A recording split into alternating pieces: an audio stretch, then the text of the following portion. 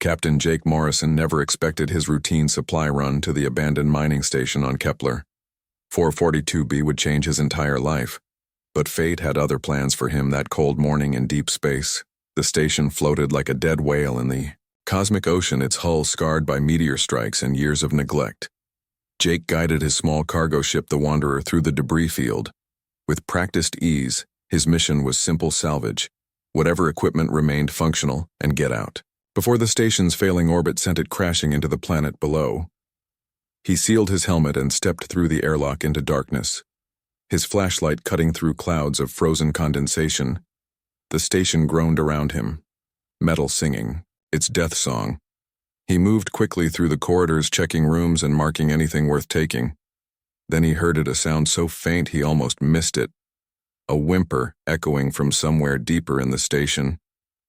Jake froze, his heart pounding. No, one was supposed to be here. The mining company had evacuated everyone 3 months ago. Following the sound, he descended 2 levels into what looked like crew quarters. The whimpering grew louder, more desperate. He pushed open a door and his breath caught in his throat. Huddled in the corner, wrapped in torn blankets, was the smallest alien woman he had ever seen. She could not have been more than 3 feet tall, with pale lavender skin that seemed to glow faintly in his flashlight beam. Her eyes were enormous pools of liquid silver that reflected his light like mirrors, and her body was so thin he could see the outline of her bones. She looked up at him and made a sound between a gasp and a sob. Jake dropped to one knee, trying to make himself less threatening. "Hey, it's okay, I'm not going to hurt you," he said softly, keeping his voice gentle. The tiny alien trembled violently, her eyes never leaving his face. She tried to speak, but only managed a weak, raspy sound. Her lips were cracked, and her skin looked dull like a dying plant water. Jake thought, she needs water right now. He fumbled for his emergency canteen and held it out to her slowly.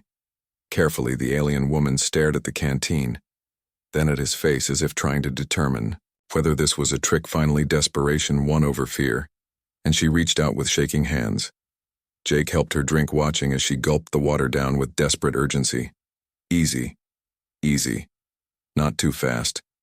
You'll make yourself sick," he warned. When she finally stopped drinking, she looked at him with those massive silver eyes and whispered something in a language he did not understand, but the meaning was clear in her expression. "Thank you. Who are you?" Jake asked. "Why are you here alone?" The alien woman pointed to herself and said a word that sounded like bells chiming, "Lena, Lena." Jake repeated, and she nodded, a ghost of a smile touching her lips. She pointed at a bundle in the corner, and Jake retrieved it. Inside were identity papers in multiple languages, and he pieced together her story. She was a contract worker sold by her own people to work as a domestic servant on the mining station when the company evacuated. They had left her behind, either forgetting about her or simply not caring. Enough to check. Rage bubbled up in Jake's chest. How could anyone leave someone to die like this, especially someone so small and helpless? "We are getting you out of here," he told Lena, standing and offering his hand. She hesitated, then placed her tiny hand in his. It felt like holding a bird's wing, delicate and fragile. Jake lifted her easily. She weighed almost nothing and wrapped her in his thermal jacket.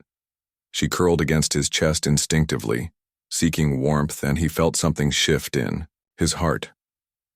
The journey back to the Wanderer was tense. The station shuddered around them, alarms blaring as structural supports failed. Jake ran, holding Lena close to his chest, protecting her from falling debris. They reached the airlock just as a section of corridor collapsed behind them. Once aboard his ship, Jake laid Lena on his bunk and immediately started treating her for dehydration and malnutrition. The medical scanner revealed she was severely hypothermic and suffering from multiple nutritional deficiencies. Another day or two and she would have died. As he worked, Lena watched him with those trusting silver eyes, occasionally reaching out to touch his hand as if reassuring herself that he was real. Jake found himself talking to her, explaining what he was doing, even though she probably understood very little English. Over the next few days, as they traveled back to the nearest inhabited station, Lena slowly recovered. Color returned to her lavender skin, and her eyes brightened. She followed Jake everywhere around the ship, staying close to him like a shadow at night. She would curl up on the bunk next to him, her small body pressed against his side, seeking his warmth and presence. Jake tried to set up a separate sleeping area for her, but Lena would have none of it. She would wait until he fell asleep, then quietly slip into his bunk, wrapping herself around him like a tiny warm blanket. At first it made him uncomfortable, but he could not bring himself to push her away. She had been abandoned once already. He would not make her feel unwanted again. Lena proved to be remarkably intelligent. She picked up English quickly, learning new words every day, and she insisted on helping around the ship, cleaning, organizing, cooking simple meals. Jake protested, telling her she did not need to work. She was safe now, but Lena seemed happiest when she was being useful.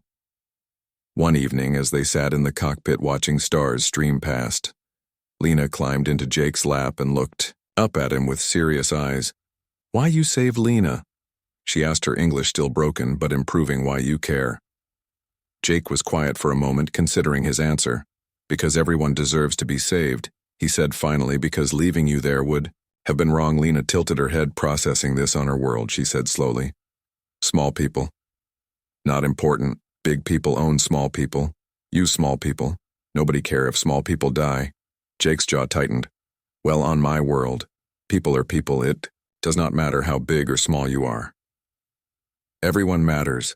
Lena's eyes filled with tears and she pressed her face against his chest, her small body shaking. Jake held her, stroking her back gently until the tears stopped. "You good person," she whispered. "Lena stay with you always, yes?" Jake felt his heart squeeze. "Yeah," he said softly. "You can stay with me as long as you want." When they reached the station, Jake expected Lena to want her freedom to find others of her kind, or at least other aliens who understood her culture. Instead, she clung to his arm, her eyes wide with fear as she stared at the crowds of humans and aliens moving through the station. "Too many people," she whispered. "Stay with Jake. Stay on ship." Jake understood. Crowds probably reminded her of the mining station, of being property instead of a person. "Okay," he agreed. "We will make this quick. Just need to file some paperwork and grab supplies." The paperwork proved more complicated than expected. The station administrator, a stern woman named Claire Hamilton, looked at Lena, then at Jake with obvious suspicion. "You are claiming her as a dependent?" she asked. "Lena is not property," Jake said firmly, keeping his voice level. "She is a person who chooses to stay with me." Claire studied them, both for a long moment, then sighed and stamped the forms. "Fine. But if there are any complaints, any sign of coercion, you will answer to the colonial authorities." "Understood. Understood." Jake agreed. Back on the Wanderer, Lena seemed relieved to be away from the crowd. She immediately set about putting away the supplies they had bought, humming a soft melodic tune. Jake watched her move around the ship and realized something that both surprised and did not surprise him. He had gotten used to having her around the ship, felt more like home with her in it. That night, as they prepared for sleep, Lena approached Jake with a shy expression. She held something in her hands, a small braided cord made from colorful threads she must have bought at the station. "For you," she said, holding it out. "This is Valesh custom. When someone save your life, you give them life thread. It mean you belong to them now. You are Lena's protector." Jake took the cord, gently examining the intricate knots. "Lena, you do not belong to me," he said carefully. "You are your own person." Lena shook her head. "No, not like slave, not like property." She struggled to find the words. "Like family. You are Lena's family. Now, Lena, choose this." Something warm bloomed in Jake's chest as he understood. He tied the cord around his wrist. "It's okay," he said. "Then I'm honored to be your family." Lena's face lit up with joy, and she threw her small arms around his neck, hugging him tightly. Jake hugged her back carefully, aware of how fragile she felt in his arms. As weeks turned into months, their routine became natural. Lena handled the ship's maintenance and cooking, while Jake handled navigation and the actual cargo runs. They developed their own language of gestures and half-sentences, understanding each other perfectly.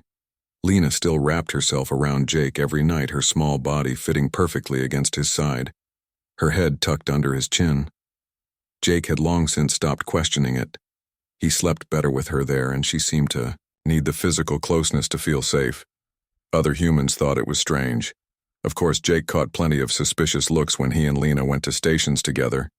A grown man traveling with a tiny alien woman who followed him everywhere. Some people made assumptions that made Jake's blood boil. But Lena seemed unbothered by the stares. Let them think what they want. She told him one day when Jake apologized for the gossip. Lena know truth. You know, truth that is enough. Jake realized. She was right and stopped caring what strangers thought. One night, about 6 months after rescuing Lena, Jake woke to find her crying silently in his arms. "Hey, what's wrong?" he asked immediately. Alert Lena looked up at him, her silver eyes,